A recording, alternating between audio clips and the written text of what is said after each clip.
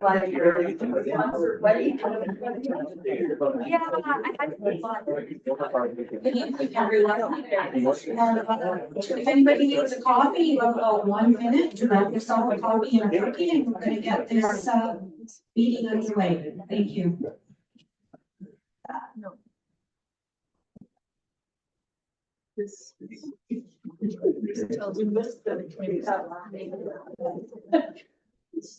Serious. I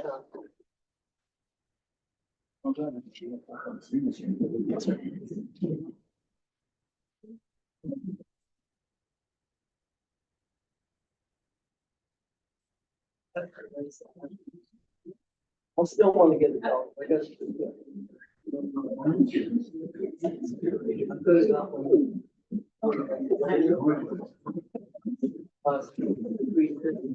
There are chairs up front. Be brave. There's some beside Bill or up in the front here.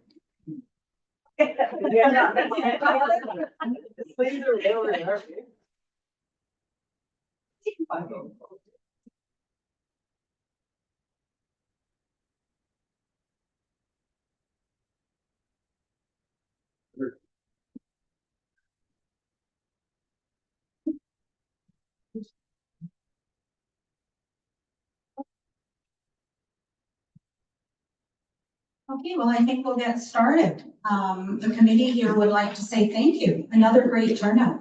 We're glad to see that people are interested in their community and what's going on. So thank you for all being here. I see some familiar faces that were at our first meeting. So I do apologize. You're going to have to listen to a little bit of information that you've already heard, but we do have some updates on there that we did move forward with some things. So we'll make sure we bring that up too, but just be patient. If you say, well, this is everything she told us the last time, we do know that there's new faces at each of our meetings. So this is actually our second of the 3 community information sessions that we're holding for the Water Protection and Conservation Advisory Committee. The third and final meeting is going to be held on Saturday, April 12th at 10 a.m. here in the hall. And again, we're just so appreciative that you're all here. And we're hoping that at the end, we'll be able to get out and have a conversation with you before you all sneak out the door. So if you're not aware of who I am, I've been in the community since 1981, and my name is Gail Lake. And the format tonight of this meeting is we're going to share a bit of information, important information about the Water Committee, the water system, and our aquifer. We're not going to use up the whole hour. You're not going to have to sit and listen to me talk. We do want to have time at the end where you can ask us questions, but bring information forward to us so that the committee can then keep it and forward it on. This committee is hoping that we can have some interaction and that you can have interaction with other neighbors. Maybe you don't get a chance to speak. Well, this is certainly the time to have that conversation. What are their thoughts about the water treatment? What are their thoughts about how we're going to pay for things? Dollars, things are coming up. We need to come up with some funding. So that's the conversation we want to get going. So we're going to leave time at the end for the questions and answers. But right now, let's get to it. Why was the Water Protection and Conservation Advisory Committee formed? The council established this. It was established by the Canal Flats Council. It is a 9-month volunteer committee. The council formed it so that we would gather information for them so that they can make some informed decisions. So the reason it was developed was so that we would put together a sustainable, community-centered strategy to secure our water resources. So it's an important job.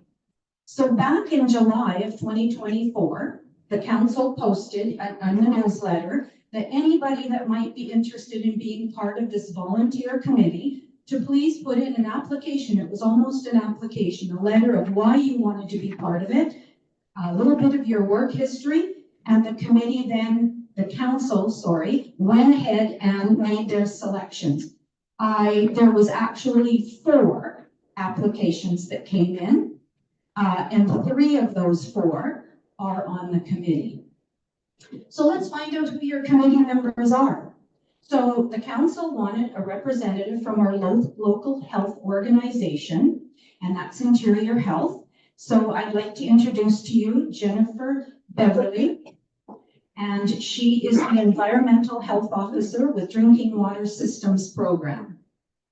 The council also wanted somebody that had some water quality, and a water quality expert. So Aralee Alexander was brought on board, and you might recognize her. She used to be Aralee Cranch and grew up in the community, so it's nice to have her back with us.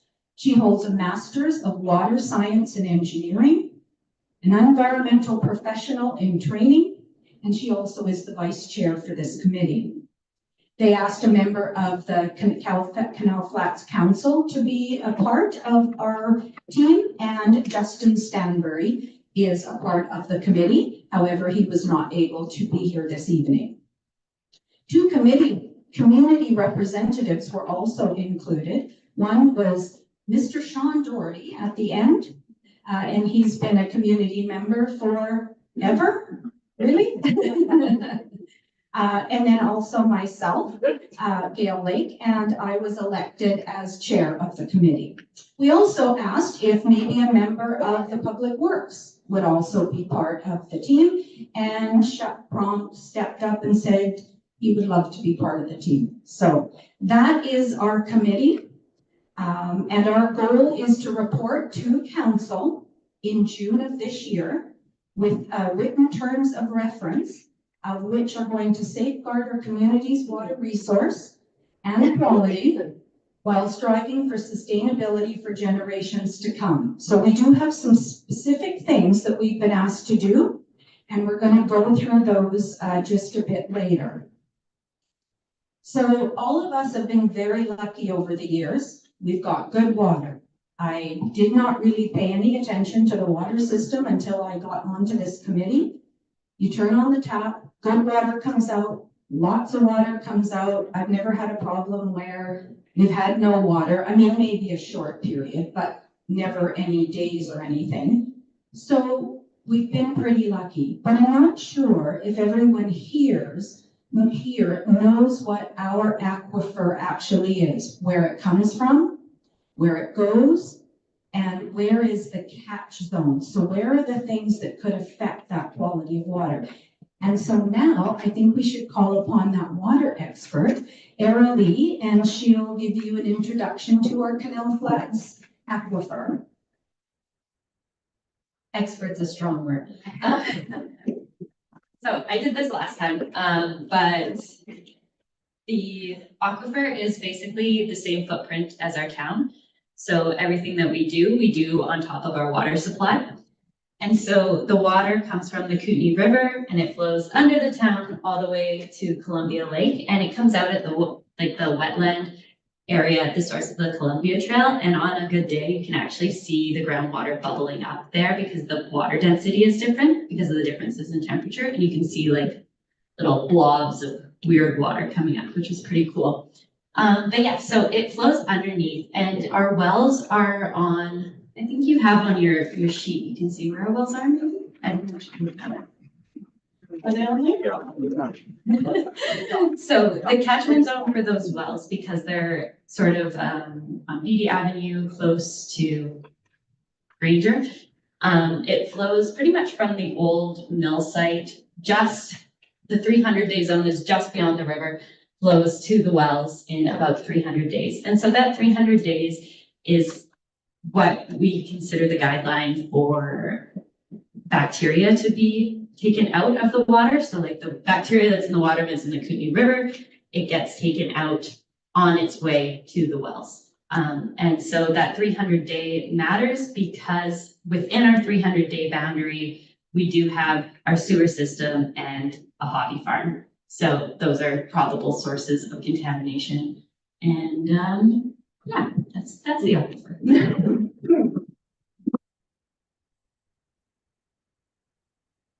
Does anyone have maybe any questions while we're just finish this up? We'll maybe do a little bit of a different, if you have a question specifically about the aquifer, and we could have Arilee answer, not right at this moment. We certainly can jump back to that at the end. So perfect. Thank you very much, Arilee. So of course, again, the good news is we have good quality water and we have lots of it. So let's move on, because now we need to find out what was this committee tasked to do. We were given specific tasks. So we were given a footprint that we have to build a terms of reference. And one of the first things that we were asked to do was to look at and analyze the water infrastructure and identify key areas requiring attention and investment. So this is only to do with the water. It has nothing to do with the sewer system. We're only the water committee at this time. So the second thing we were asked to do is to evaluate and review the financial requirements regarding the water infrastructure. That's a big one. So, you know, we've been reaching out. We don't have these answers right off the bat. We have to reach out, we have to ask questions and gather this information. Keeping in mind, we're only gathering information. We are making no decisions. We can't go out and start anything. If somebody said, hey, let's go out and do such and such, we have not been allowed to do that. We are only gathering information and giving the council a report on our findings. They will decide what will take place and when it will start.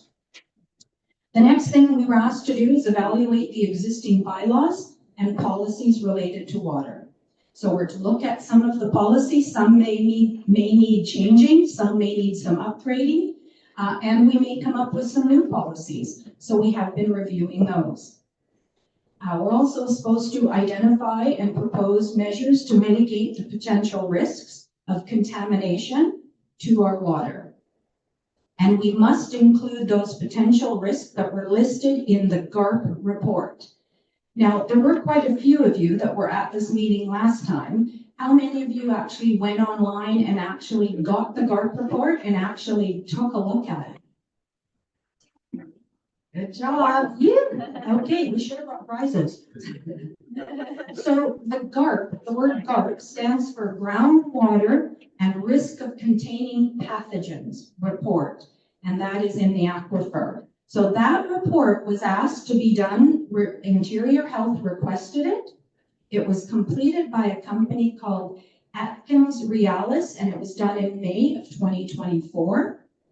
And I know at our last meeting, we were asked what the cost was, and we did not have that figure, but we do now. It cost $31,990.31, and it was paid by our tax dollars. So Interior Health requests it, we have to pay for it. So in that report, they have findings, they have things that we're doing well and things that we're not doing so well. And those are some of the things we have to look at. And we'll get more into detail in just a little bit. If you do want to look at the GARP report and you have not looked at it yet, you can go on the Canal Flats webpage, and under applications, policies, and agendas, go into reports, and then the GARP report is number 2 on the list, I've been told, so you can go there.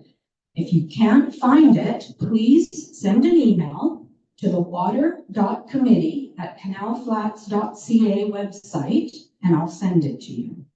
It's a big report, so lots of reading. Some of it takes you like 2 and 3 times to read to figure it out, but it is a lot of information and a lot of very good information.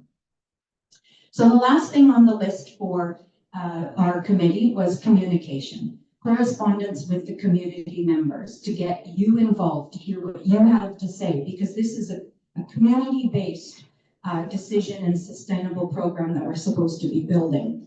So I would like to take a minute just to thank Darcy Doherty, who did work for us as our communications person till December. And she was the one that put together most of the correspondence that you've seen out in the community, the brochures, the information on the Facebook page, on the community page.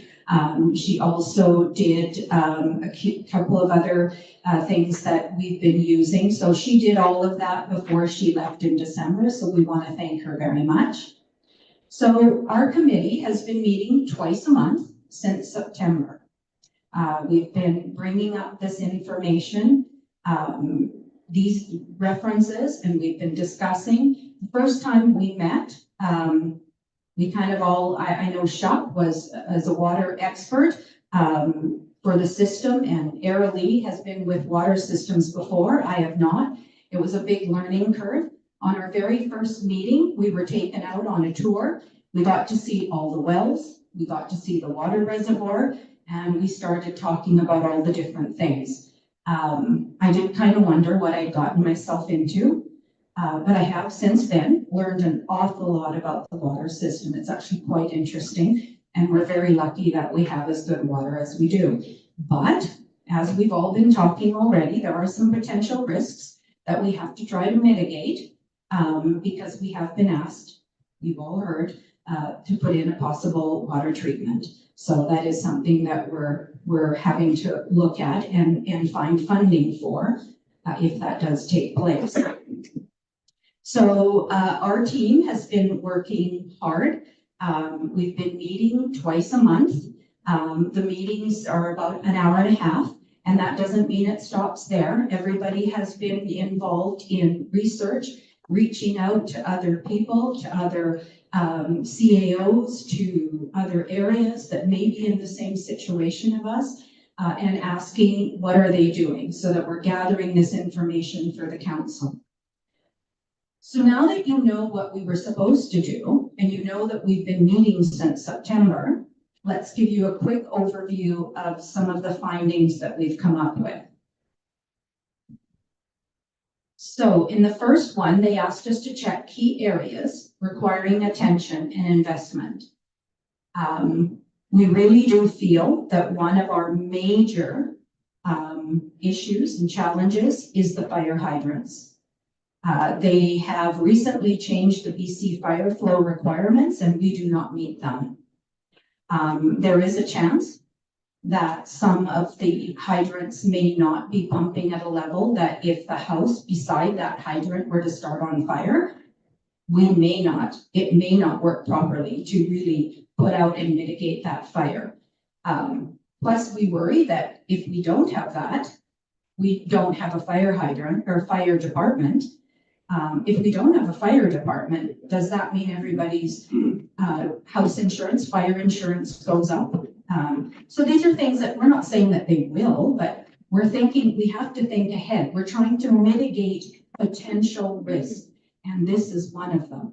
So we do have to look at it. We do have some hydrants, Eagle's Nest, the hydrants there are working fine. And of course, the new ones beside the daycare, because they are new, are up to standards. The next thing that we feel could be a challenge and an issue for the community is our aging infrastructure. The water system is aging. I think the houses that I'm living in the subdivision were put in 1972. I don't think any changes have been made to some of that piping. Some of that piping is as small as 4-inch and 6-inch. The standard right now is 10-inch. So we're not saying that the entire town has to be ripped up, but we do need to start looking at possibility of where we're going to start making those upgrades and come up with the dollars to pay for those projects. So it is something, I'm not saying it's going to happen tomorrow, that your pipe is going to break or that we need the money, but we certainly over the next I would say couple of years anyway, we're going to need to come up with different ways of figuring out how we're going to cover these costs. We do also have an issue with some leaking pipes in the water system that is the Eagle's Nest line. I'm not sure what the issue is, if they were faulty flanges when they were put in, but we have physically seen one that was removed, and it certainly is an issue. Now, right now, that may not be a big deal because water is dripping and we've got an abundance of it, but that does start costing money. Plus, it's something that should need to, or might need to be fixed fairly quickly. So again, there's dollars that we need to try to figure out where those dollars are going to come from to pay for these projects. So the next item that we know is on the table for us, and we're bringing forward the information, is not just the aging infrastructure, but now we've been told through our conditions of permit letter, we need to put in a water treatment. So now there's a new infrastructure that needs to be put in, and we don't have the dollars for it. So we have been reaching out to other places. At our last meeting, it was brought forward to us a question, had we heard of Greenwood? All of us that were sitting up here said no, but we certainly did reach out. We've had a conversation with the CAO. I've had a conversation with the CAO, and he was supposed to attend one of our meetings, and an emergency came up and he was not able to. But we have him set up to speak with them on April 7th, because they are a small community like ours, about the same size, and they've been told they have to put in a water treatment. $5 million it is costing them to put in a chlorination plant. They did push and did get money from the government. And they had to bring, I think it was, he told me 1.6 million they had to put in. So even if you get a grant, you still have to come up with some of that money yourselves. So it is a bit of a challenge.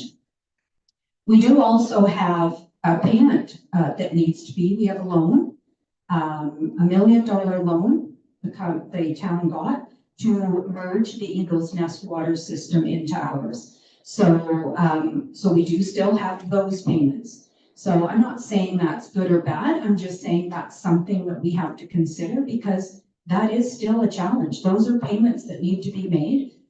Probably, I think it was 30 years that we had to pay that back. So, you know, if you think about, let's get another grant, like Greenwood. We're gonna need to get $1.6 million. Well, let's get a loan. So now we've got a loan for $2.6 million. That just means a bigger payment, and the money's got to come from somewhere. So we're not saying that we're rushing out and saying the community is going to fall apart, but these are things that we have to start thinking of now, because it hasn't been thought of. There's no kitty. There's no bank account that's holding money and saying we're ready for that rainy day. So this is where we want to start talking and getting ideas from you as to how we can start building those dollars and putting them away for these projects. So some of the financial requirements, again, with the government grants. Mayor Doherty and CAO Waken at the time and Councillor Reid were at the UBCM last year, and we're told, wow, I don't think there's going to be any money to give, especially to small communities like you. Now, I think if we start getting our name out there as we've talked to the Pioneer, we've talked to CBC, we've got Greenwood on board with us and Fruitvale. Maybe we'll be able to talk to the government and we will get some dollars from them. Let's hope. But again, you have to put in some of your dollars. The town has to put in some dollars for us to be able to get those grants. We would never stop applying for grants, even if they told us you should. We're not going to get money. They're giving money out to larger cities. Calgary, they're not in our province, but they had water breaks. We've got Vancouver had water breaks.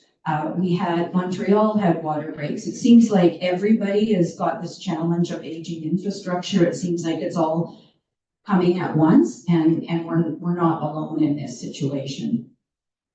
So one of the other things that we were asked to look at was to identify new and innovative funding sources to cover some of the maintenance and emergency repairs. Our current water taxes bring in approximately $200,000, and that is what it costs to run the water system for a year.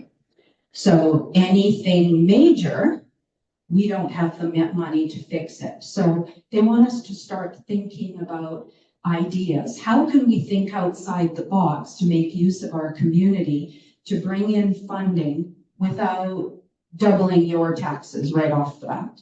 So we don't have those ideas, but I'm sure our community can come up with some good suggestions and we could take them to council. So feel free to email if you've got a suggestion. Don't think it's a dumb idea. Please send everything. We'd love to hear it. So we did not put any money away, as I mentioned earlier. Even when we were the RDEK, no money was put away. Since we incorporated, the money has not been put away for that rainy day. And we place no judgment on anyone. Any past council, it just happened. You're like trying to live day to day. You're trying to keep your community running. And this is why we're trying to get everybody to start thinking, how can we think outside the box? So some of the things we considered was maybe increasing and considering, water sales. We do actually have water rates in place, and we already do sell our water. We've sold it to BC Hydro. We've sold it to some other companies that have come through and needed water. So we have sold it. It is a commodity that we have lots of it, and it is good water. So that is something that we were thinking maybe we could do that. We sell bottled water in our store from Nanton, Alberta. So it's like we do this. I mean, people do this, communities do this. So I'm not saying we're going to start shopping. We're going to start bottling water on your time, lunch breaks. So, we might talk about whether the community does it or whether somebody steps up and says, yeah, I'd like to start a business. So those are some of the ideas. So again, we're just trying to pull in. That's what we've been asked to do, to reach out to the community, find out what kind of ideas are out there, what suggestions. Maybe there's a better way to do our maintenance. Maybe there's a better way to look at maybe running and doing the budget. I don't know. We're willing to hear what you have to say. So the last one was to evaluate the existing bylaws. So one of the things we looked at was the groundwater. We would like to do a new bylaw, put a new bylaw in place called the groundwater protection to protect the quality of the aquifer and the surrounding water sources. We do not have the wording in place. Right now, we just have the points. We want to hear from you if there's something different, or maybe you've got a suggestion as to what we should include in this. And then we're going to start working on finalizing all of these details so we can pass it along in June to the council. Another new bylaw was unsightly premises. The committee thought that we'd like to take a look and just depending on what the property might be, maybe they have a big barrel of oil that's falling over. We would like to be able to have that conversation. Maybe we see that something is being done that isn't environmentally friendly to our aquifer. So we want to be able to have a new bylaw in place to discuss that.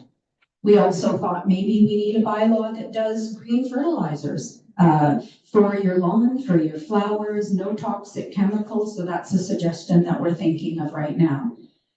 There is a policy we'd like to bring forward to the fire department that when the foam is used in the firefighting process, that the town be notified so that then they can keep an eye on if any of the toxins from the foam are coming up anywhere in the water.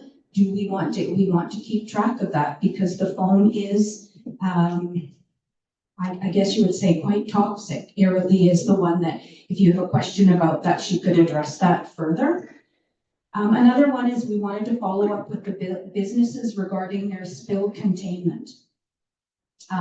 Everybody is supposed to have a spill containment plan, but I'm not sure that all the businesses have it. And do we have a copy of it? So that's one of the things that we wanted to make sure was being done.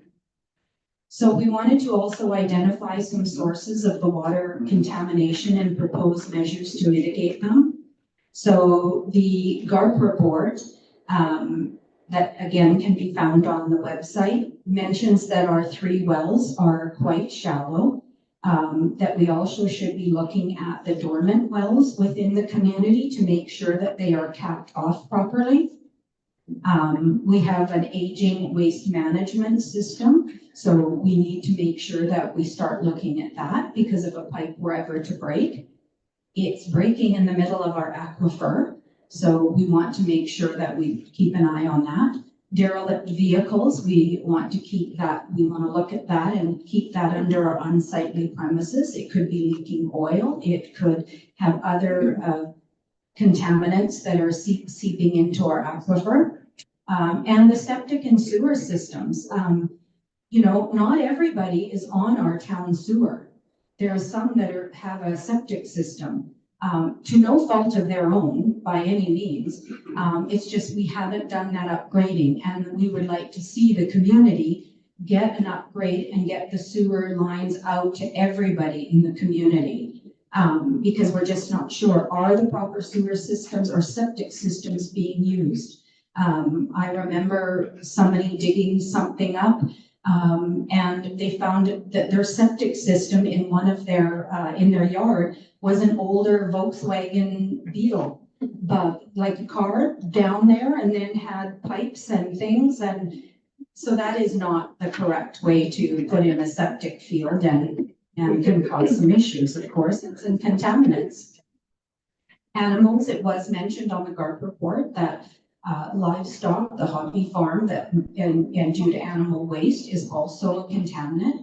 And a stormwater system. We really do need to look at where our stormwater goes. And it's currently going directly into the aquifer. It's soaked up by the ground. It's not, it doesn't have a system of its own. So we've got a lot of challenges. And I'm going to hand the mic over to Era Lee, and she's going to go over those GARP hazards. That was the sheet that's on the table back there. One was a picture of our aquifer, and on the back of it was the hazards that were listed from the GARP report. So Era Lee, are you ready to, I'll hand it over. Thank you so much. And then after that, we've just about come to the end, and we'll do some question and answers at the end. Yeah, so in the GARP report, there's sort of 3 main headings where we are at risk for pathogens.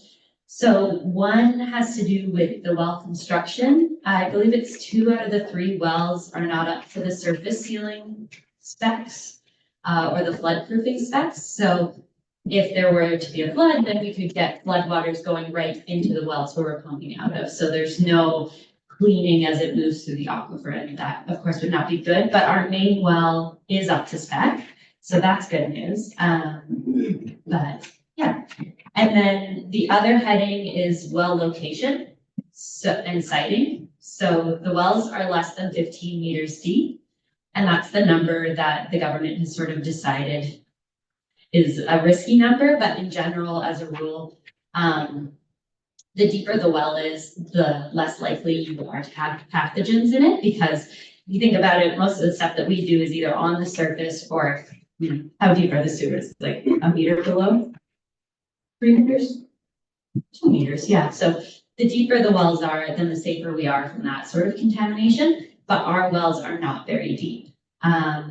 And they are also within 300 meters, and I talked about 300 meters of the sewer lines and the hobby farm. So that's also considered a risk for contamination.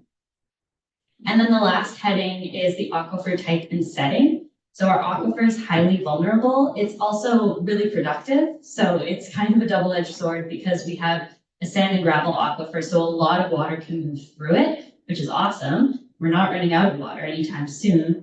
But at the same time, that means contaminants can move through it really quickly as well, and they could get into our water source and make us sick before we even know it. So the aquifer type and setting is something we can never change. It's something we can never fix. It's just the way it is. But we could potentially use a different water source, but the only other sources around here are surface water, and you always have to treat surface water anyway. So we've thought a little bit about mitigating those hazards and mitigating those risks that the GARC report has reported on. And so from like the least intervention to the most intervention, I'll talk about them a little bit. So the first thing that we could do is nothing, or only improving our infrastructure, so improving those lines and renewing that stuff. So there would be less risk of contamination during distribution if we replace our distribution lines, because hopefully they wouldn't break, and that would be good. But all the hazards identified in the GARC report would still remain, and Interior Health would still be saying, hey, you guys have to do something. Your water is not safe, it's at risk. So the second option that we could do would be to deepen or relocate the wells. So like I said, a deeper well is usually a safer well.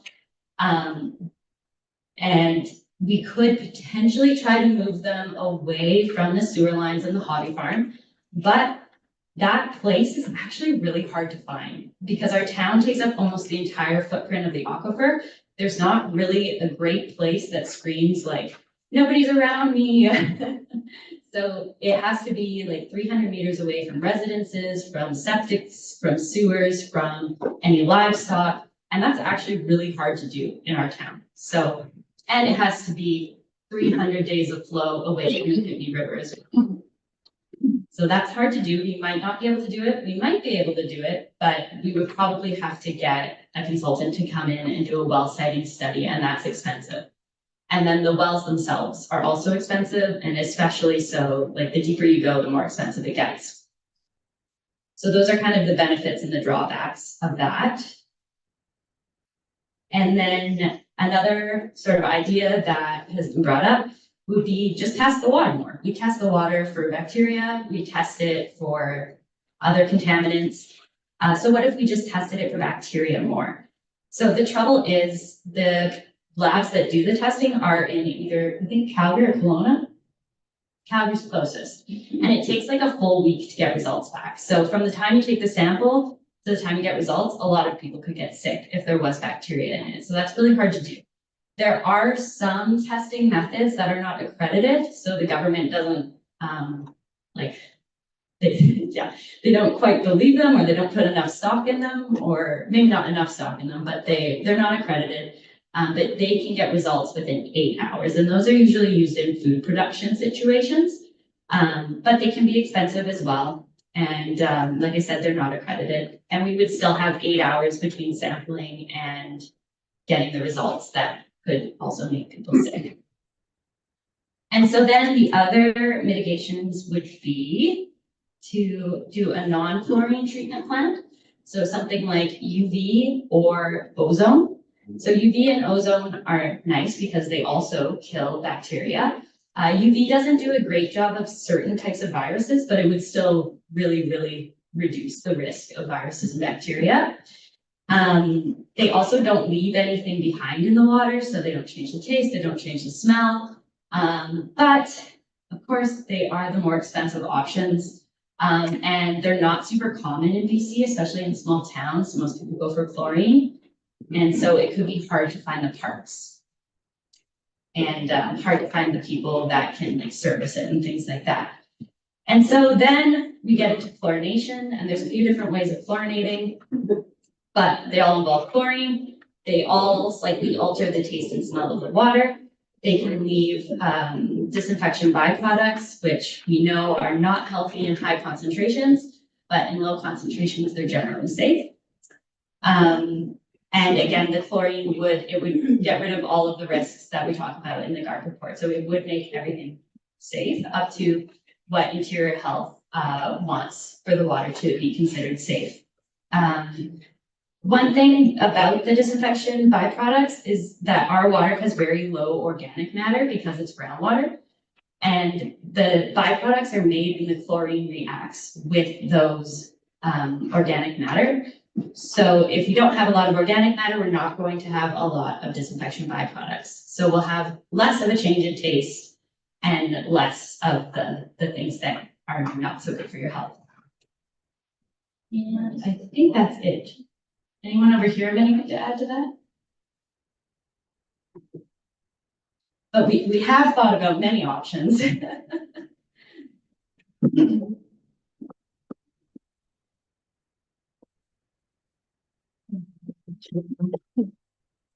So I wish it were so easy that we could just snap our fingers.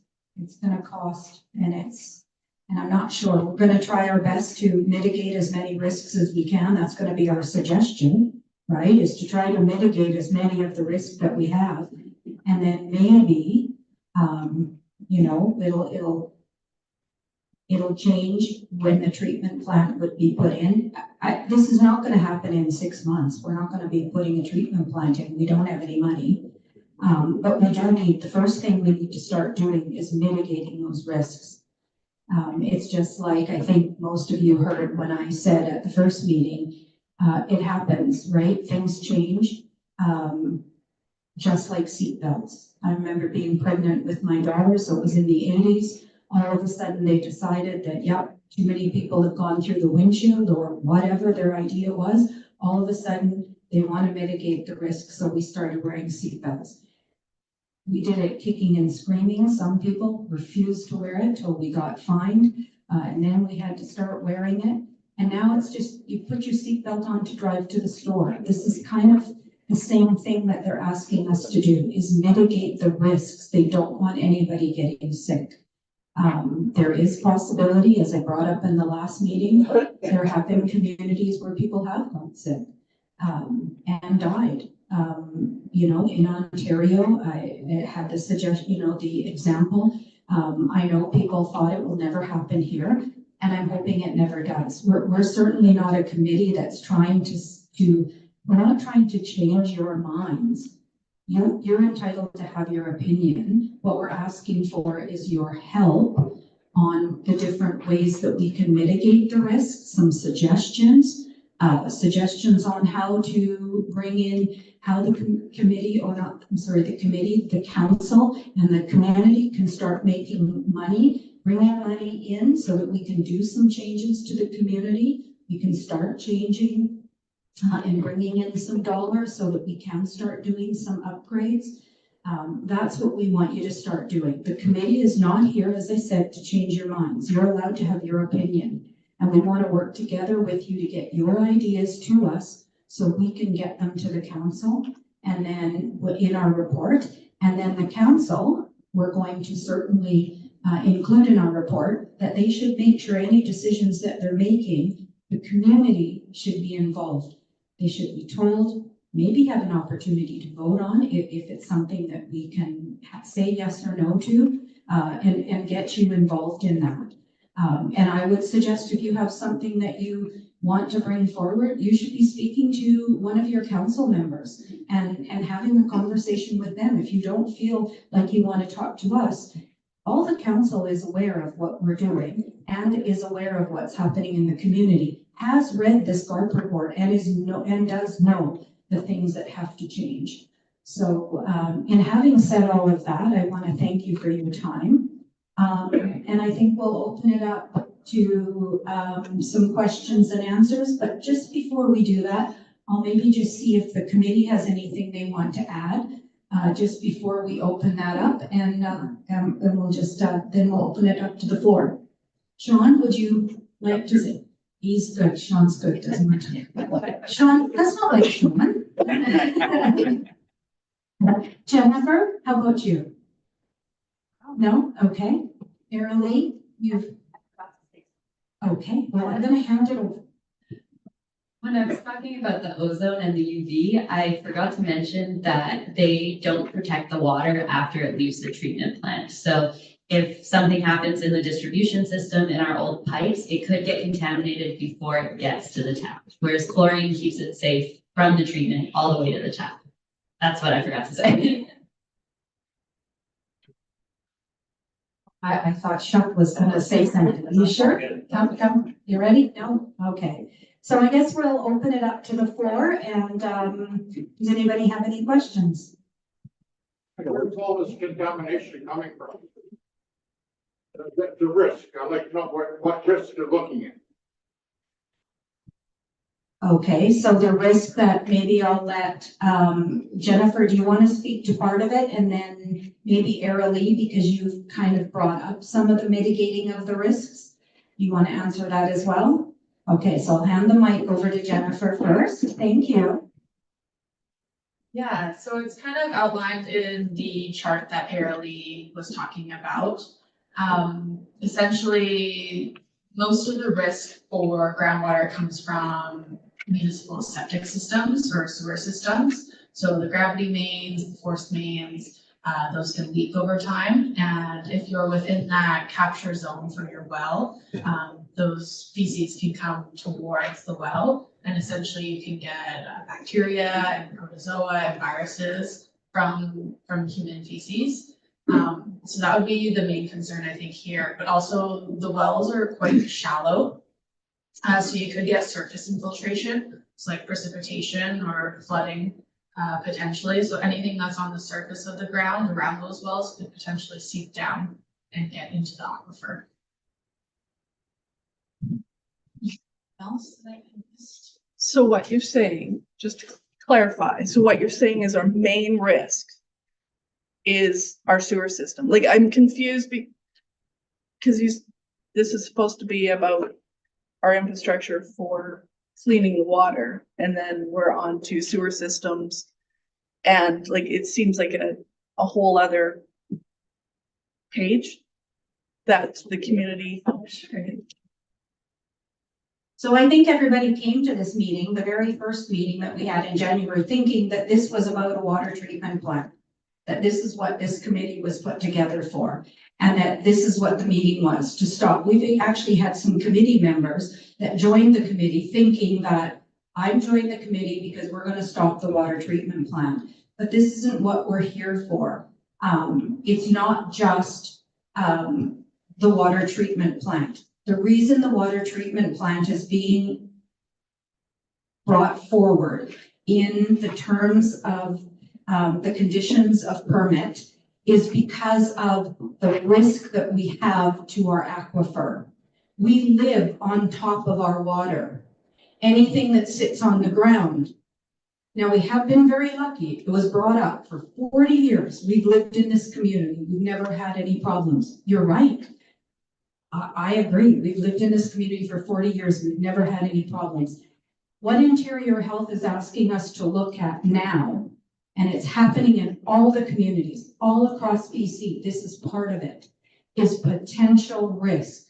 We have not had any issues. But when you have animals that are, the feces is on the ground and the rain comes and that's all going through to the aquifer, when you have derelict vehicles that could be losing oil and that's going down, pesticides that we're using to make our lawns green, that's going down. Stormwater systems, because it's raining, there's not a proper system for them to go. So where does it go? It takes everything right down. One of the things working against us is our very shallow 3 wells that we have. On average, I think, and Jennifer, correct me if I'm wrong, a lot of times wells are at least 200 feet. So that here, ours isn't. Ours is like 40 feet, if that. And we've got 3 of them that are that shallow.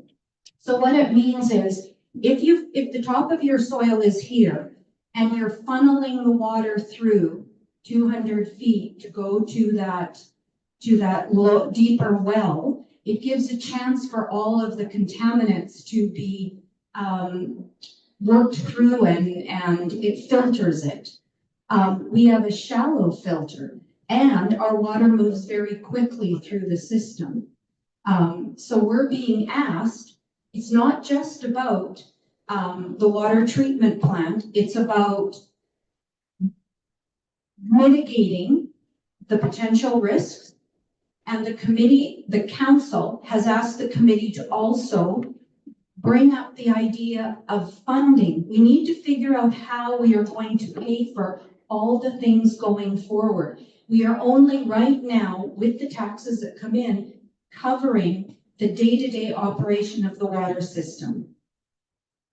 So what we're trying to do is, this is the time, the council says, this is the time we need to come up with some new ideas and also see if we can't get the community involved in some new ideas on how to bring in funding. Selling our water seems simple, right? That's one of the things. So it is a bit more. It didn't just start off as a water treatment meeting. It actually was more. Now, at the very first meeting, everybody came in, some thinking we were already chlorinating the water, which we're not, but came in, and I think the first meeting was very directed at the water treatment. But this is a bigger ask of the council. They're asking us to work with you, the members of the community, to come up with ideas on bringing in extra money. Yes, the water treatment is probably going to happen. It's been asked. Now, if we could mitigate every risk, everybody be on the sewer system, everybody, there's no animals, there's, like all of the risks that they've listed. But then we have to get rid of all the view and town too, Yes. and the jobs. Why are you picking on the Hopi farm when there's all kinds of animals coming into town day in and day out, shitting all over the place? But yet you pick on the Hopi farm. Well, we're not picking on the hobby farm. And it's not, so just be clear, we're not the ones that are bringing this information. We did not go out and do this. We did not go out into the community to look at what's going on. This is from the report that was done by a company called Atkins Realis, a GARP report that looks at the pathogens that could be possibly affect our water in the future. It is a potential, the word potential risk. So you're right, it is something. And you're right, they didn't mention the deer because maybe when they were in, the deer weren't here. Dogs, cats, everything. You're right. But I don't know that there's a system that I can get the cats to use. Well, it's You know. the truth. You guys are picking on the Hopi farm. Um, Seriously. They have- There's other Well, animals us as in a town. committee are certainly not. We certainly see it. It's not us. We're passing along information. So I do feel a bit offended when you say you, because us are not. We're passing on information that was done by a report. And I have nothing against the people that run it. You guys all have your own opinion. I'm not against what it is. I just don't want to have anybody get sick. So it is something that Interior Health has asked us to look into. Is there anyone else with a question? Go ahead. I just want to, at what point, so the government is requesting that we show that we're doing something. So in my mind, I think, like a gold mine, a personal gold mine that you have to mine it, but you just have to show you're doing something week by week or month by month, and you can hold it for 20 years. What is the government expecting from us? We're holding this committee. If we triage what's needed in this village, that our triage is, we need this done first, this. Can we drag it out 25 years? Like if we have really good water system running through and our system is a 300-day system and it's running northwest and it's not pertinent specifically to our wells, like it is, but it's not. But we should be on the triage piece of communities that the government isn't going to come at us first. And if we show a timeline of 25 years that we break this down, that they'll be okay with it. Is that going to be accessible? They allow it for gold mines and things like that, that if we show that we've triaged what we need, our community is growing, so eventually that those monies will come into play, that we will be able to afford one street at a time or what have you. And as long as we show we are moving forward, what is the timeline that the government will be happy with? So we haven't really been given a timeline that they've been happy with, that they will be happy with, because they're waiting to hear back from us what we're doing. council, I think, is waiting to hear from us in June to kind of, and we're also waiting for a company called Urban Systems, who is putting together a report that is advising us what portions of our water infrastructure needs to be looked at first. So prioritizing, like you're saying. I think we should mention that Interior Health's been pretty good. Council has known about this. The community has known about this since 2007. I'm not sure if in 2007 it was brought to our attention that we're going to be doing water treatment, but we certainly have. We've had a water permit for years. So we know there's been asks of every community. Interior Health has been very good about working with us. If they weren't, they would just shut us down and the water permit would be closed. And we wouldn't have water. We couldn't run the system without having an actual water permit. So they have been very good. I think, and I don't want to speak on behalf of Jennifer, but they've already kind of let us. They know that we've put this committee together and Jennifer is sitting on it with us. So they know we've been working towards it. And if we can start prioritizing and at least looking at mitigating some of the risks, I think they are very open to that. But I'm going to hand the mic over to Jennifer so I don't speak on her behalf because she is Interior Health. So, but we have known about this for a while. Yeah, so you're completely right. It'd be a prioritization of those different sorts of projects based on the risk. So say for infrastructure that's in ground, you would look at the structural integrity, the age, the type of the pipe, and kind of assess which ones need to be replaced first based on that risk. And so when it comes to water treatment, right now it is just a potential risk, right? And so we've identified all these different ways that contamination could get into the wells. And so we're saying that treatment needs to be looked at for this because I don't really see any other way to mitigate that risk for the existing wells, because it's just such a shallow aquifer and we have different sources of contamination around that could potentially get into it. But if there were to say like an outbreak tomorrow, or we started getting unacceptable bacterial results, then we want to take it a step further and do something like an advisory, just to let people know in the community that there is a concern and it's more emergent, it's higher risk.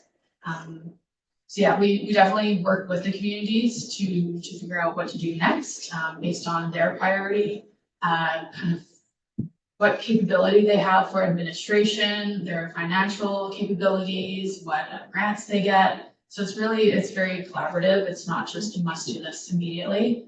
So what you're saying, we don't get a choice whether we want chlorination or not?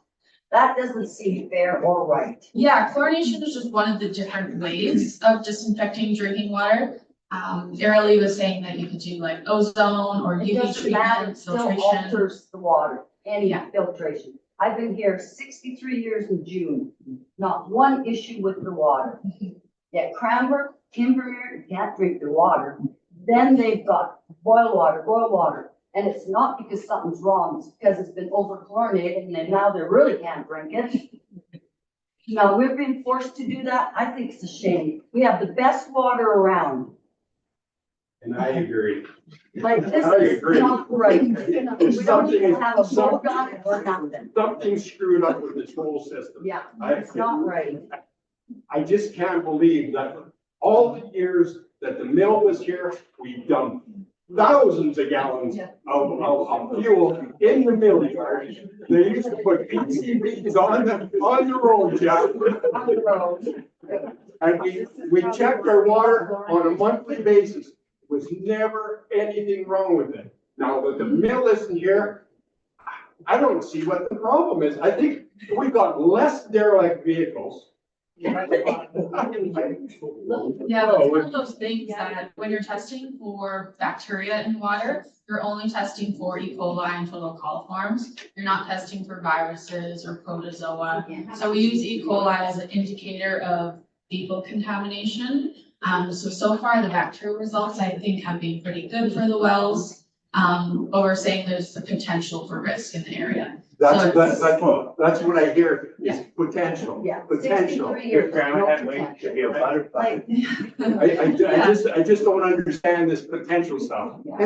Yeah. And I'm gonna be straightforward. Anything that the government tells me, I'm gonna do exactly the opposite, because they have not done nothing good for me. Yeah, we see it, with larger water systems. Often there's contamination in the reservoirs as well. So you'll get things like birds and bats and rodents go into the reservoir. That's actually not uncommon at all. We see that quite often. And if you have like a water main break and you have a septic system nearby or a sewer main, if you have a pressure event where it becomes negative pressure, it can actually suck in those contaminants. And you might not necessarily see that in your bacterial sampling, because they only do bacterial sampling in certain locations, right? You're not doing it everywhere in the water system. So if you get like a water main break in one point, there could be bacteria in just that part of the pipe, right? So you might not see that. And so why we advocate for chlorine is because it protects the entire water system, right? I don't want chlorine in my system. If I want chlorine in my system, I'll move to Cranbrook or Invermere. Can, Thank you very much. individual people put their own chlorination into homes that want it? And for the people that don't, is there something up there like that? Like a special filter or? Yeah, it's kind of based on a liability, like the village of Canal Flats is responsible for providing potable and safe water to the community, right? So it's kind of on the village to provide that for you, because you're paying your water bills, right? No, and then I'm paying, I realize we have to pay for water and our water's precious here, love it. And I talked to a few people, what brought you to Canal Flats? It ain't because we're friendly. Because everything's gonna been incorporated, everybody's bitching and complaining. They said it's because of the untreated water. We love that, we don't get that anywhere else. I have to add one more thing. The thousands of gallons that I hauled to my mother and father-in-laws and to other people that used to live in Canal Flats on a weekly basis is unbelievable. Now, Because they won't drink the Cranbrook water, but they'll drink the Canal Flats water. That's supposedly no damn good for you. and now I'm gonna be worried, now I'm gonna be paying to water my garden with chlorinated water. Oh my gosh. Like, That's just my feeling, I'm sorry. yeah, I'm didn't- sorry, didn't- I had to get it out too.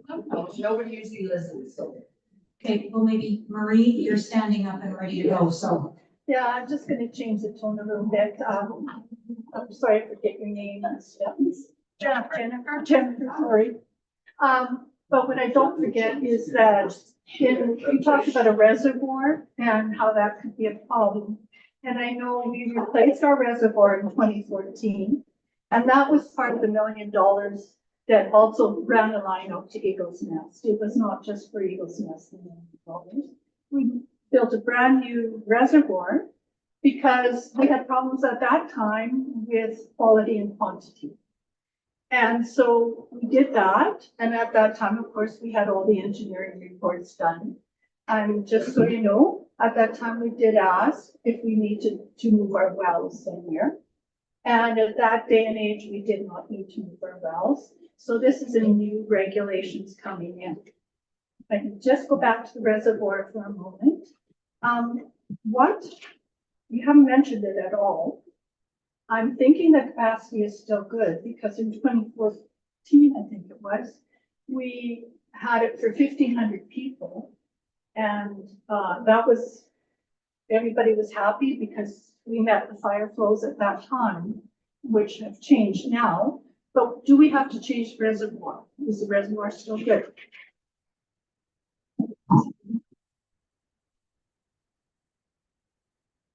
Basically, we need to add capacity to the reservoir as well.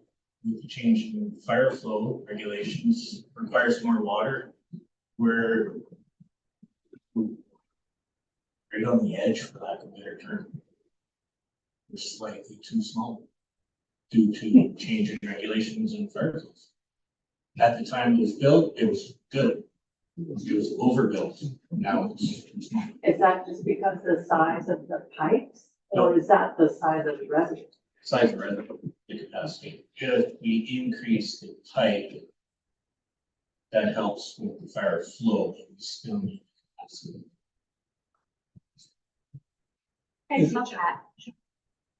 So on that, what is our fire flow on our hydrants currently? Sorry, sorry, there's people in the back. Okay, go. Go ahead. Oh, sorry, Pat. Didn't had her hand up for a long time. Sorry, Pat. I'm just confused about fire hydrants, sorry. Because you kind of put the scare in people and said, well, these fire hydrants might not work. Is it not a pretty simple thing to test fire hydrants to see if they work? The hydrants themselves work. There's no issue with the hydrant not working, it's whether the fire flow is there. So Like, the don't you amount, measure that? the water flow, the amount of water to that hydrant is the issue, not the hydrant itself. So can you not test that hydrant?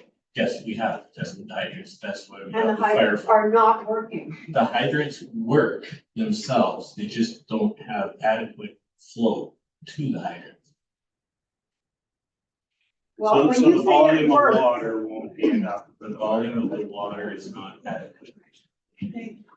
well, then that's what you need to say, rather than just say they might not work. So what is our flow rate at our hydrants right now? It varies through. There's, Ballpark, is it 100 gallons per hour, 500, 600? depending on the, the majority of the hydrants are 60 liters per second. Up to 120 liters per second, And so what is the NFPA standard? depending on the zoning. So we've got everywhere from 60 liters per second to 150 liters per second. For Right. commercial, industrial areas, multifamily dwellings, Jade Landing, for example, it's 120 liters per second. Because I read the NFPA, because if somebody hooks up from a fire department, we have to have 1,000 gallons per minute on a fire hydrant or a home. I read further into the NFPA, and that applies to commercial buildings and multifamily dwellings. But it also includes fire hydrants in the radius of, I can't remember the exact number, 800 meters or 800 feet. So as long as you have the flow between multiple hydrants meeting that, you meet the standard. As long as there's the flow between multiple hydrants, yes, we don't have the flow between multiple hydrants. But we also have a tank system, we have a portable tank system, so if we're dumping to that, we can drop from that. And I'm sure we could adequately meet that standard. Which is why we're still functioning, for lack of a better term. Lights, numbers, and people. Anyways, can you hear me? Yep. Okay, so, how to explain it? If you go into your home, you turn every tap on in your house, they all reduce water. That's what happens when you turn on the hydrants, Yeah, no, yeah. right? Yeah. You know that. Yeah. So, yes, if there's enough hydrants around that produce enough flow, everything's good. But there isn't that, that's not the case.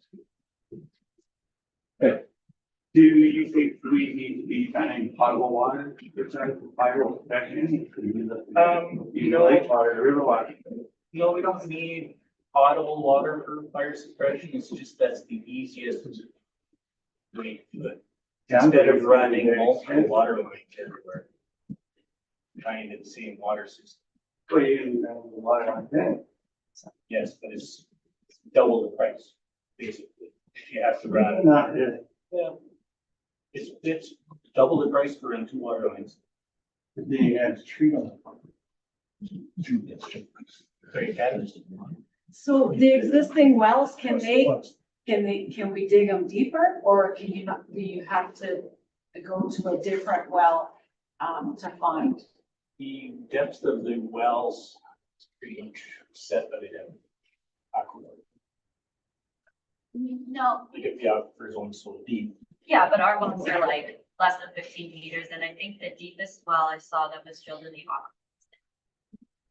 So there's still room to grow, or to go deeper, but I'm not actually sure if it would work logistically to like pull out the well casing and dig deeper and then do a new casing. Does that think that can work? Yeah, I don't know, I was just, Medical.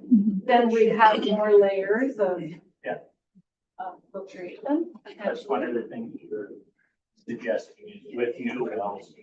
And then are you able to build up above, so that the flood water would not go? Yep. So that can be done as well? Okay, that's good.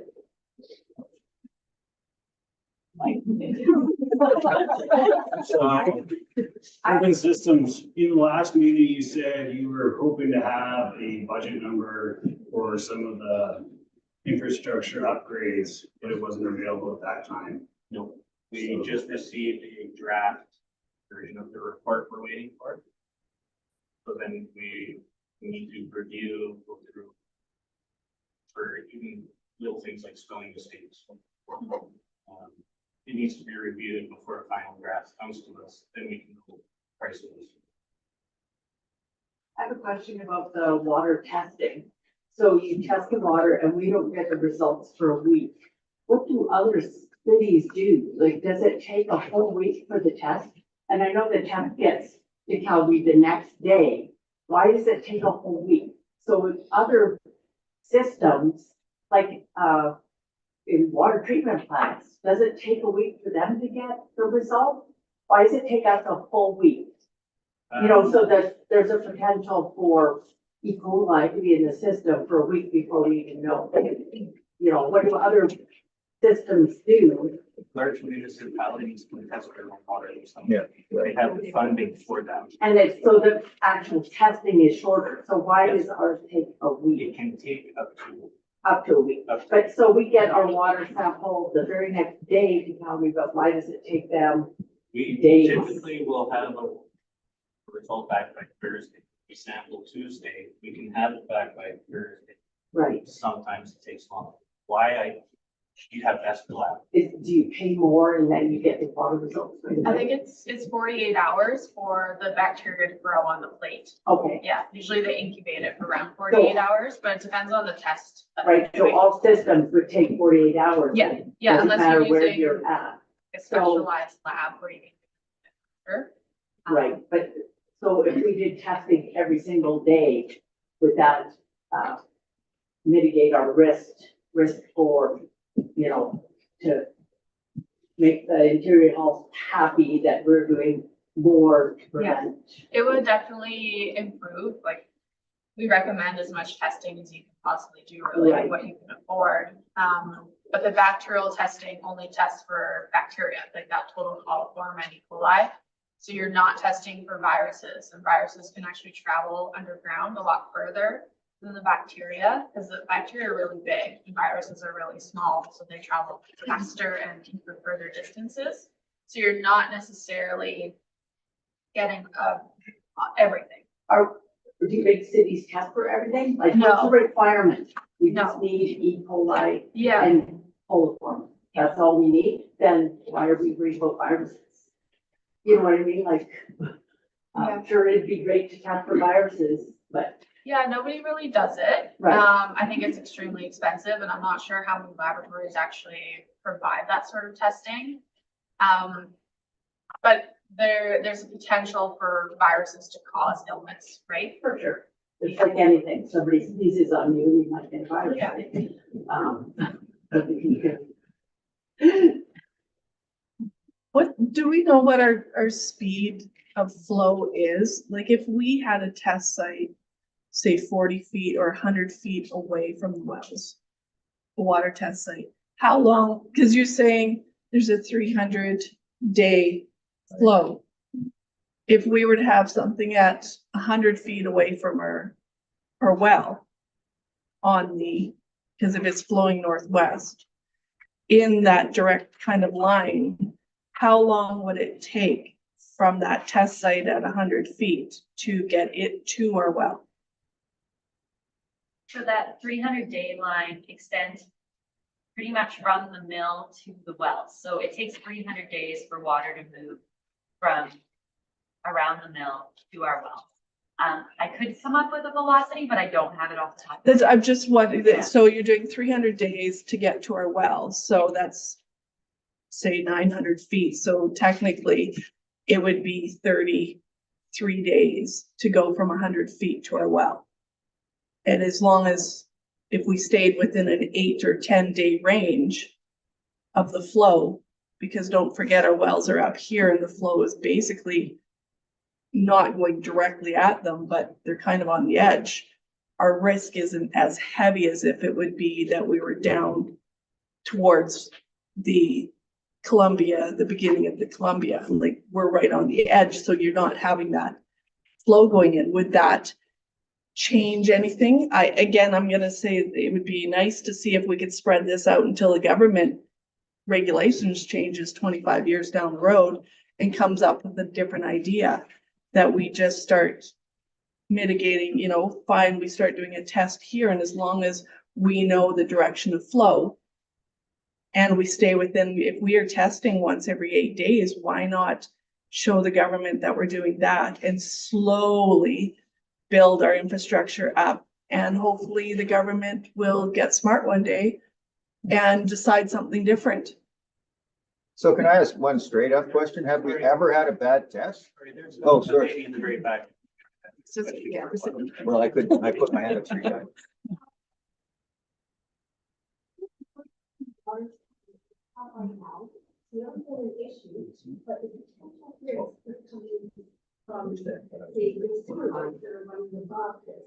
So should we maybe not be focusing on water so much as maybe we need to start upgrading the sewer lines, upgrading our potential risks, rather than trying to fix something that isn't wrong with water. Maybe we're going in the wrong direction on it. Yeah, that's a tough one, because with sewer lines, you don't always know when they're leaking. But when you have them, if you know that your sewer lines are 60 years old, you know that they have a potential to replace quite high. So you need to start upgrading, whether it's, it's one block at a time each year, but it needs to be done either way. Right? I would say that would reduce the risk, but it wouldn't completely eliminate it, because you would still have a sewer line that could, even a new sewer line could, but it would definitely reduce it, have you on. And it's my understanding, and correct me if I'm wrong, Chuck, that this urban systems report that we're waiting for is giving us a heads up on what lines with the sewer and the water, in part, as to what needs to be looked at. We've looked at this line, it's a 4-inch line, it's been there since 1972. Heavy vehicles have been driving, like they're looking at that, they're saying, okay, you might want to prioritize and upgrade this one first. So that's why we're waiting, and we've been saying it at 2 meetings now, that we're waiting for urban systems to get us this report. Because then on the next meeting in April, we can bring forward what urban systems has said, because we're not the experts on the pipes, they are. And they're the ones that are gonna say that you could do this and you could do this, because these ones are this old and have a potential of a high risk of breaking. These ones, no, they were just put in here. They have the map of the entire community. So that would be very helpful. We've been asking for that report since November, and that would be very helpful. And then as soon as we have that, we'd be more than happy to share in April. But that's pretty much what that's going to bring forward. So you're right, that'll help with mitigating some of the risk, for sure. So with all the costs of everything, are we getting quotes from like 3 different companies, or is this only one company? We're not getting quotes yet at all, because we're waiting for urban systems to tell us what maintenance, what do we have to prioritize. As soon as we know that, then we'll be starting to not us, council, will be starting to say, okay, this is what we need to do. First thing is 4-inch pipes in the subdivision are causing issues. We need to get that done. I just use that as a. Urban systems then, do they not have a timeline where they have to get all their stuff done, or are they billing us by the hour? Yeah, let me tell you. This is why you don't know. Engineers, this engineering firm is, we're that little fish in their big pond, and we've been pushing and pushing and pushing. Have we paid them already? I don't think we have paid the whole bill. And we've been pushing, so we're hopeful, because you said something came in. We have the draft. Okay, so fingers crossed. It doesn't come to any of us on the committee. Chuck would see it because he's certainly part of the maintenance. So he would see it before us and then share it with us. But you're right, that has been extremely frustrating for us as a committee. That's a big part of our project. We're supposed to tell them how much money they need to spend over the next 5, 10, and 15 years. I don't know what pipe needs to be fixed. Some of the pipes, I don't even know where they run. Since Like, we have how am I high, supposed to know? That's what their expertise is. Sorry, there is a gentleman in the back that was just. You're still- I've been waiting all night. Okay, I just have a question for you, actually two. Is the E. coli thing, does this stem from the farms that are out there? Because E. coli will come from farm animals.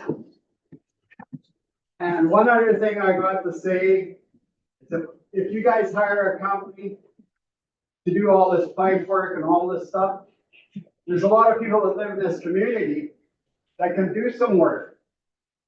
And like work fees, we just don't hire a company and they pay an X number of dollars when you got all this talent sitting here in a pool waiting to go to work. So we wouldn't be making that decision. So, but that is something that I've made a note of. Been making notes of things that we've been, because those are ideas that you're bringing forward. So you never know. That is certainly things we want to pass along as a committee to our council so that then they can start looking at the big picture. We are only the gatherers of the information. We don't make any decisions. I don't make any judgments on whatever comments you're making. It's up to you to, you want treatment, you don't want treatment, whatever. So regarding E. coli and animals, it can come from there, but so were you talking about the farm across? Well, there's two farms, one up the river and one over. Right. Yeah, so Right. those two, like the ones that are up the river and like across the highway, those are too, they should be too far away for it to be an issue. There's just the mills right there, you were just talking about coming from the mill, the farms right there. Yeah, so it's not mine. Which farm are you talking about? Down there, you know. Across the highway, yeah, so then it's like, Yeah. yeah.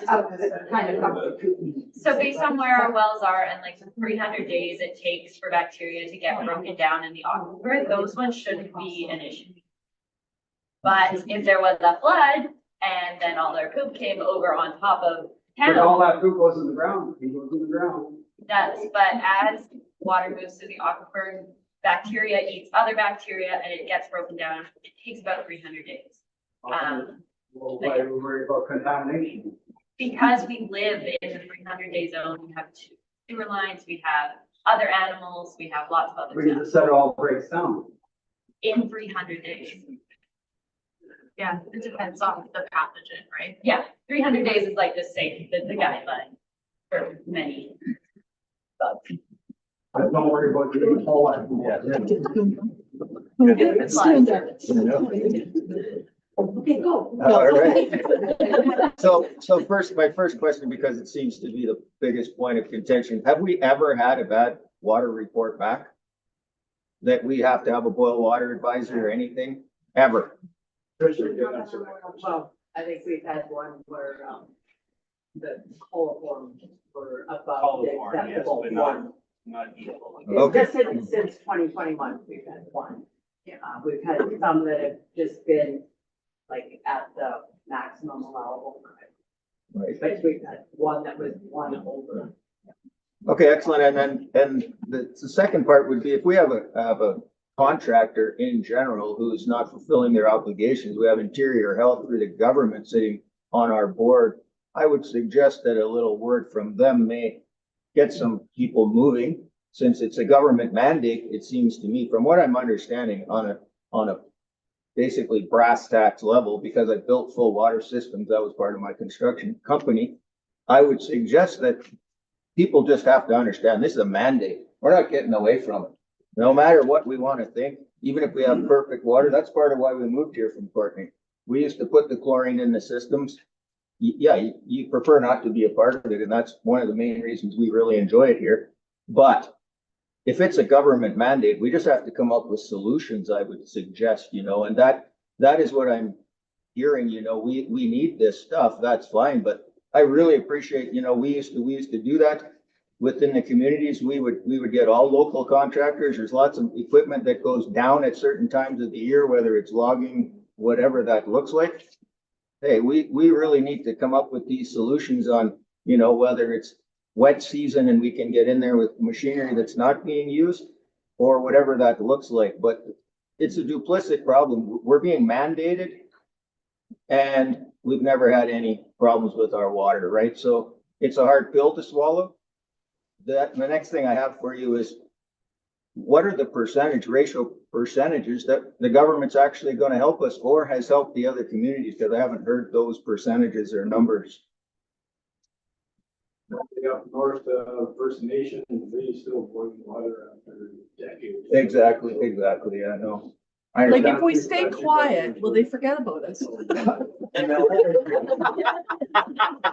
Well, let's be clear that we have been quiet for quite some time because the council of Canal Flats was given, not the directive it had to do treatment, but has already been told that there were things on the letter of permit that they had to start, or conditions of permit that they had to start fixing. So we've been working on it all along. And it was 2017 that our CAO was told or got some sort of information from Interior Health stating in 2017 that there's a good chance you're going to have to put a water treatment plant in. So, you know, it's not, this isn't new, but it's new that the council has asked us to build this committee and to start asking. So again, I mean, these are some great ideas and I'm writing notes and making sure that we make use of it.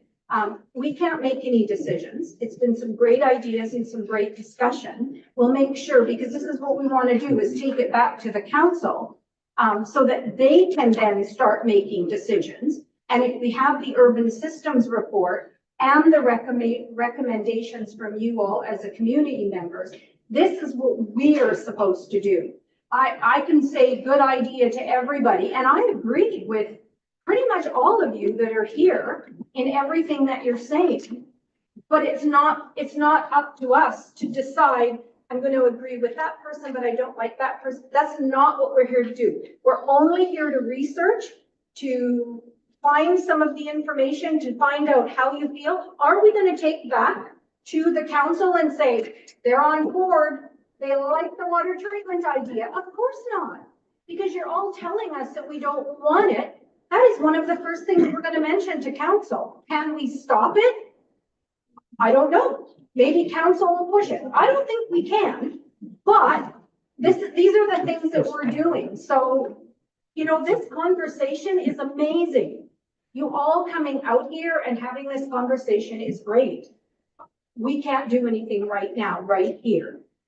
Go ahead. So once again, I just would like an answer to, you guys say you've been looking to, you said you've talked to the CEO in Greenwood, is that correct? So have you talked to other places that have had this mandated by the government? And what is the ratio and proportion to what the government is willing to help with community? Like, did you get a number, numerical value, a percentage? Is there anything that the government has stated that they're willing to help with? We basically got, when our CAO and representatives from Canal Flats went to the meeting with the ministers, basically told that the grants are going to be few and far between for the smaller communities. We haven't, I'm assuming, I don't know, and Sylvia, I don't mean to put you on the spot, but I'm going to speak. I'm assuming you're still applying for grants, correct? We have not applied for any grants recently, but I'm gonna give a little context here. Thank you. First of all, we can apply for all the grants we want. If you have a $5 million grant, the village would still be probably on the hook for 20%. We don't even have that. And to borrow the money, we have a max of what we can borrow. And we're already very close with the sewer lagoon, the sewer lagoon and the water reservoir that we did in 2013. So we don't have a lot of borrowing capacity. So even if we decided tomorrow that the village is going to treat the water, we have zero way of paying for it. So there is a lot of time that we need to apply for grants. We're hoping, I read somewhere that Greenwood got $5 million for a treatment facility, but Greenwood stated in CBC article that there's cost. Yes. 5 million and that they still had to put in 1.5. Right, and we don't have the 1.5. So nothing is gonna happen right away at all. Thank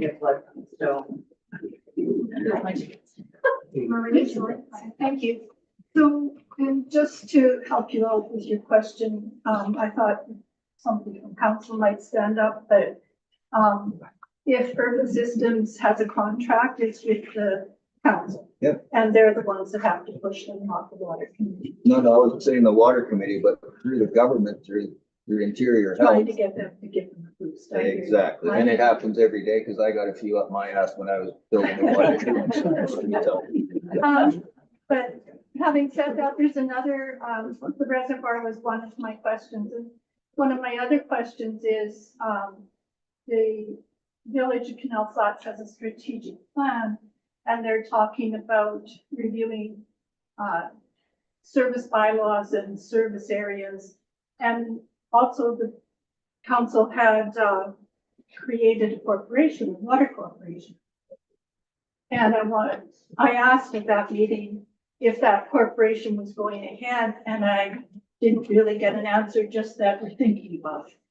So, my understanding of what I can read about the corporation is that it's a way to raise funds by getting shareholders in our water, and the village would only be one shareholder out of however many. Now, there is a business plan attached to that corporation, mentioned in a report, but I've never seen it, so I don't know what it is. So do you have any information? We have not, we were not privy to that. We were just told that there was a possibility. We were told it was a utilities corporation. We weren't given the specifics. Because honestly, I'm not sure that council, and I'm speaking kind of off. I'm not sure, because you only are going to know what that corporation is going to be once you've got a company that's willing to come in and take that on. So until you talk to them and made the deal, but we've not been given any specifics. That's true, but however, if the Village of Canal Flats and all the taxpayers pay to upgrade the system, then they shift it into a corporation to run it. What's the benefit? Like, there's all kinds of things, and you're looking at how to raise money, and I just wondered if that was a conversation on your committee. It was a partial conversation, but it was, I don't feel, unless somebody feels they can answer further, it was a very general, that this is a possibility, this was a thought, but we didn't have any of we don't have any of the details for that. Yeah, so, I mean, there would be so many variables that I would hate to even answer. You know, it would depend on the company that is gonna take that on, or, I don't know. So you probably know more than I.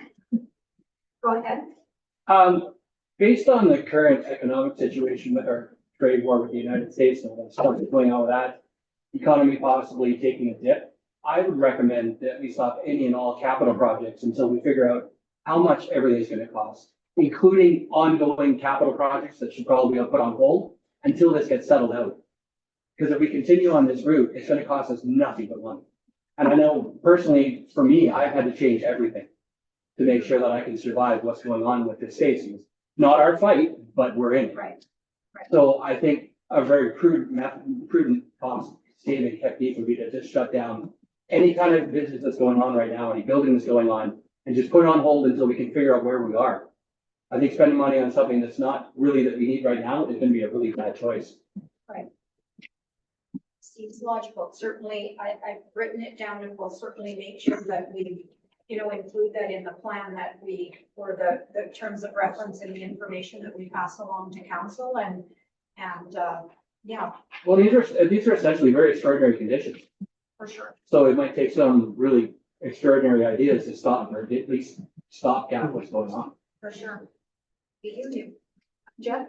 Gail, I want to thank you for the time and effort that you and your committee have done so far. It's certainly huge information. In line with that, though, I think we should have somebody from the community sit up at the table as well, not from the community story, but from council, just so that we can, there's a lot of information, read your information, your history, and what the work you've done in your life, it's invaluable here. A lot of us just don't understand what the hell went on and here and there. And so some of the questions, even though your community, community is separate, I can recognize that. But I think we need more, like, Sylvie, your information and Marie, it's huge for us. Right. Huge though. Right. So our next meeting is in April 12th, Saturday. We'll do our best to have somebody, a council member. Justin is the counselor that sits on our committee. And it's too bad he has missed both information sessions. We've been, I'm not, So we'll do our best to get somebody. If for some reason he cannot, maybe what we'll do is ask, maybe we can find out ahead of time and at least have that person feel free that they can answer questions and come up on the stage with us, maybe one of the other council persons for sure. But good point, for sure. Somebody link in the red in the back, I was told. Do you still have a question or are you? I apologize, we might have missed something, we came in a bit late. Did I understand you to say that it takes 300 feet for pathogens to clear out? So 300 days, In the water flow? so 300 days of flow is sort of 300 the days general of flow. guideline, yeah. So my question is, way back when everything was first settled, people had tie pits and water wells. Why didn't anybody get sick back then? Where were the pathogens? We're all in the same yard, not 300 days apart. I mean, we've had tons of outbreaks in BC, like there's been ones in Cranbrook, Fernie, Revelstoke, Kelowna. Yeah, there's been tons of them, but in recent years, there haven't been as many since the introduction of chlorination. So, yeah, it's definitely on the downtrend, which is really great. Also, if you have things sort of set right, then you can get lucky, basically. Yeah, it depends which way the water is flowing as well, for sure, and how much you're pumping, because the more you're pumping out of your well, the bigger that area gets, that zone of capture.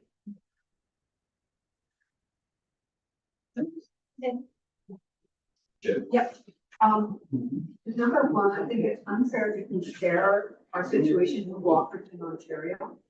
Walkerton was a very different situation.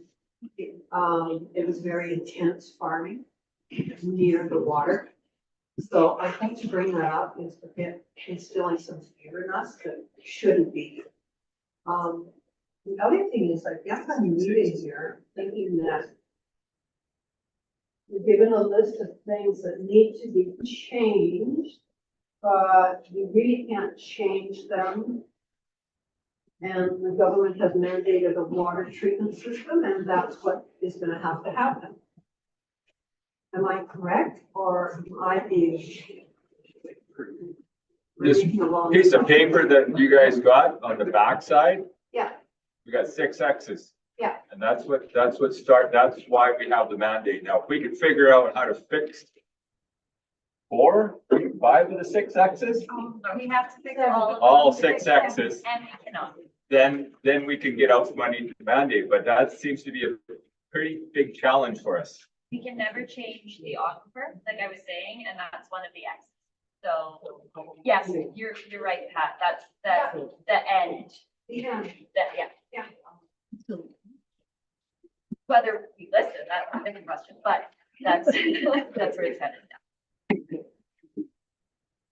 I have a question. Because, we're all so broke. Don't laugh, I can see one day you'll be, going out beside your house there, and there'll be a little meter there. That says, oh, you use so much water this month, you gotta pay. Where's that happening? Go talk to Peace River, they pay $400 to $500 a month, not including summer months, just for water flow. Can't even afford to have a garden. It's very common outside of Canada, but that's not in we haven't heard anything about that. We didn't really talk about it. We did, but I'm Oh, not you sure did? if you were, yeah. So there is a possibility. I mean, there was some discussion that maybe we should have a tiered system, right? Oh, right. There's a, you remember now? Yeah, to get the You know, money. there's a possibility, and if I don't use much water and I only use 1,000 liters because it's Bill and I and we're at home by ourselves, we maybe are using less water than the person that's got, you know, a family or, you know, so maybe we should be looking at paying for what you use. It wasn't, we've not made the decision, but those things have come forward to us. Somebody said, well, I don't use that much water, so why don't I pay less? And if you use more water, why don't we use what we, so it was brought forward to us. Why is the business that is using all their water because, and I'm just using this hypothetical, I run a washer and dryer, like a place to go do laundry, you know, a laundromat, and you come and I'm making money off you doing that, and I'm using how many thousands of liters of water, and I'm still paying what? $400 for the entire year. So it was brought forward. We don't make the decision. I don't know. I just wanted to mention that council makes the decision, right? Correct. So when you vote for council next time, when you have a water meter, that's all I've got to say. Simply, you should be reaching out and we should all be talking to our council members, right? You know, everybody's voted somebody, you've got that person you feel you can talk to. Maybe that's where these conversations should go. I mean, we're trying to bring everything forward, but maybe you book that meeting or you book that opportunity. You have that conversation with your council person and discuss your pros and cons to all of this, because they are the ones that are going to make that decision. So maybe we should recommend that maybe there be a question and answer period before, you know, when we give our June report, that maybe council needs to sit down with you all and have a question and answer period, council alone, so they hear what you've got. And we only brought forward those things.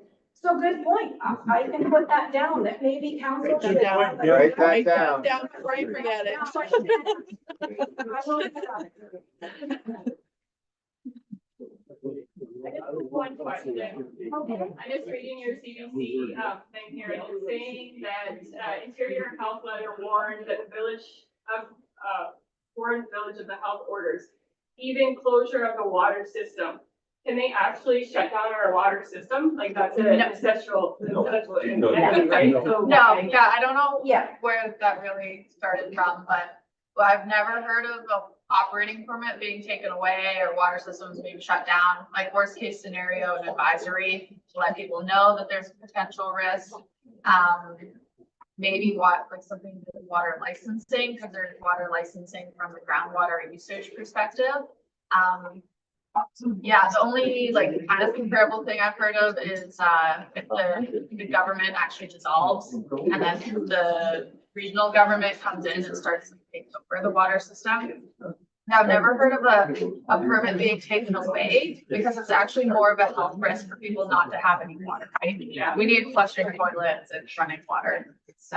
I just wanted to.